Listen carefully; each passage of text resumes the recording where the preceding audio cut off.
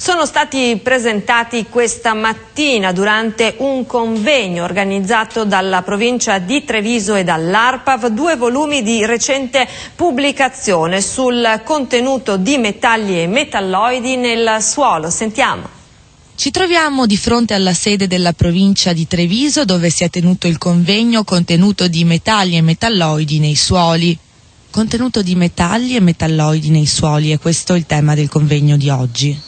Sì, è un tema che riscontra anche l'interesse di molti professionisti comuni che si trovano quotidianamente a dover fare i conti con situazioni magari di presunta contaminazione, di problemi relativi alla qualità del suolo, e quindi noi vorremmo con questo convegno presentare i risultati di anni di lavoro che ci hanno portato a definire dei valori di riferimento per questi elementi nel terreno.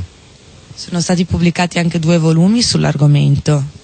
Sì, il primo volume è quello curato da ARPAV direttamente, edito da ARPAV, che è relativo al contenuto di metalli nei suoli della regione Veneto, quindi riguarda l'intera regione, mentre un secondo volume, sempre tecnicamente seguito da noi ma edito dalla provincia di Treviso, riguarda l'approfondimento sullo stesso tema che abbiamo fatto per il territorio provinciale di Treviso. L'evento, che ha costituito l'occasione per presentare 2 volumi di recente pubblicazione sull'argomento, è stato anche molto utile per divulgare ed aggiornare i dati della situazione ambientale veneta tratti dalla matrice ambientale suolo.